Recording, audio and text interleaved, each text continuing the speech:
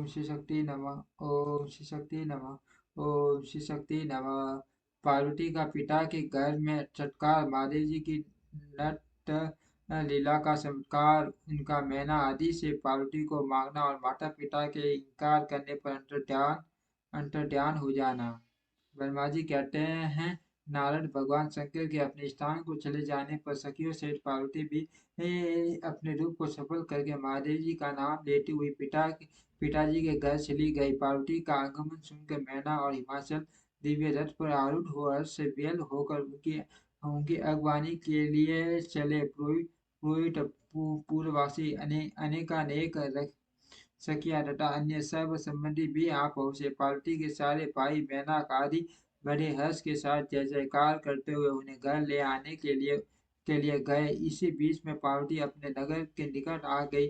नगर में प्रवेश करते समय शिवा देवी माता पिता को देखा जो अत्यंत प्रसन्न और हर्ष से विलसित होकर दौड़े दौड़े चले आ रहे थे। उन्हें देखकर हर्ष से भरी हुई काली ने सखियों सहित प्रणाम किया। माता पिता ने पूर्ण रूप से आशीर्वाद दे पुत्री को छाती से लगा लिया और ओ मेरी बच्ची ऐसा ऐसा कहकर प्रेम से बेल और रोने लगे। तत्पश्चात से घर की दूसरी दूसरी स्त्रियां तथा भाभीियों ने भी बड़ी प्रसन्नता के साथ प्रेम पूर्वक उन्हें पूजाओं में बरगर बेटा। देवी, तुम अपने कुल का उद्धार करने वाले उत्तम कार्यों को अच्छी तरह से सिद्ध किया। मैं तुम्हारे सदा चरण से हम सब लोग पवित्र पवित्र हो गए हैं। ऐसा कहकर सब लोग हर्ष के साथ पार्वती की पूरी पूरी प्रशंसा करते हुए उन्हें प्रणाम करने लगे। लोगों ने संतन और सुंदर फूलों से शिवा देवी का सानंद पूजन किया। अवसर पर उस अवसर पर विमान पर बैठे हुए देवताओं ने पार्वती को नमस्कार करके उन पर फूलों की वर्षा करते हुए स्तुति की। नारद, उस समय तुम्हें भी एक सुंदर रथ पर बिठाकर ब्राह्मण सब लोग नगर में ले गए। फिर ब्राह्मणों ने सखियों तथा दूसरी स्त्रियों ने बड़े आदर के साथ शिवा का घर के भीतर प्रवेश कराया। स्त्रियों ने उनके ऊपर बहुत सी वस्तुएं निछावर की। ब्राह्मणों ने आशीर्वाद दिए। मुनिवर पिता विद्युमान और माता मेनका बड़ी प्रसन्नता हुई। उन्होंने अपने गृहस्थ आश्रम को सफल माना और यह अनुभव किया कि कुपुत्री की अपेक्षा सुपुत्री ही श्रेष्ठ है। गिरिराज ने ब्राह्मणों और बंदी यजनों को दंड दिया और ब्राह्मणों से मंगल पाठ कराया। उन्हें इस प्रकार पार्वती के साथ हर्ष भरे माता पिता भाई तथा भौजाइया भी ये घर के आंगन में प्रसन्नता पूर्वक बैठी। तदनंतर भगवान प्रसन्न चित्त से सब आदर सत्कार करके गंगा स्नान के लिए गए। इसी बीच में सुंदर लीला करने वाले भक्त वत्सल भगवान शंभु एवं अच्छा नाचने वाला नट बनकर मेनका के पास गए। उन्होंने बाएं हाथ में सिंह और दाहिने हाथ में डमरू ले रखा था। पीठ पर कटरी रख छोड़ी थी। लाल वस्त्र पहने हुए भगवान रुद्रनाश और गान में भी निपुणता का परिचय दे रहे थे। सुंदर नट का ठीक से दिखाई नहीं दे रहा, आगे बढ़ा क्षमा करना। लिए नगर के सभी स्त्री पुरुष एवं बालक और वृद्ध भी सहसा वहां आ पहुंचे। उन्हें उस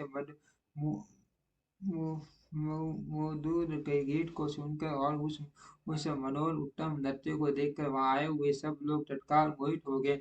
मैना भी मोही गई। उधर पार्वती ने अपने हृदय में भगवान शंकर का साक्षात दर्शन किया। वे त्रिशूल आदि शीला धारण की अत्यंत सुंदर दिखाई देते थे। उनका सारा अंग विभूति से विभूषित था। वे हड्डियों की माला से अलंकृत थे। उनका मुख सूर्य चंद्र एवं अग्नि रूप 3 नेत्रों से उद्भासित था। उन्होंने नाग का यह योग्य पवित्र धारण किया था। उनके उस सुरम्य रूप को देखकर दुर्गा प्रेमावेश से मूर्छित हो गई। गौरव वन विमुषित मंडू और दया सिंधु और सरोटा मनोहर महेश्वर पार्वती से ये कह रहे थे कि वर मांगो। अपने हत्या में विराजमान महादेव जी को इस रूप में देखकर पार्वती देवी ने उन्हें प्रणाम किया और मनी मन मन यह वर मांगा कि आप मेरे पति हो जाइए। बेटे युक्त हत्या से शिवा को वैसा कल्याणकारी वर देखकर वे पुण्य अंतर्ध्यान हो गए और वहां पूर्वव्रत भिक्षा मांगने वाला नट बनकर उत्तम नृत्य करने लगे। उसे समय मैना सोने की थाली में रखे हुए बहुत से शुद्ध रत्न ले उन्हें प्रसन्नतापूर्वक देने के लिए गई। उनका वह ऐश्वर्य देखकर भगवान शंकर मनी मन बड़े प्रसन्न हुए, परंतु उन्होंने उन रत्नों को स्वीकार नहीं किया। वे भिक्षा में उनकी पुत्री शिवा को ही मांगने लगे और पुण्य कौटुक का सुंदर नृत्य एवं गान करने का उपवास या उपवन हुए। हुए हुए मैना उस भिक्षु की नृत्य की बात सुनकर अत्यंत कुपित हो उठी और उसे डांटने फटकारने लगी। उनके मन में में उसे बाहर निकाल देने की इच्छा हुई। इसी बीच गिरिराज हिमवान गंगा जी से नहाकर लौट आए। उन्होंने अपने सामने उन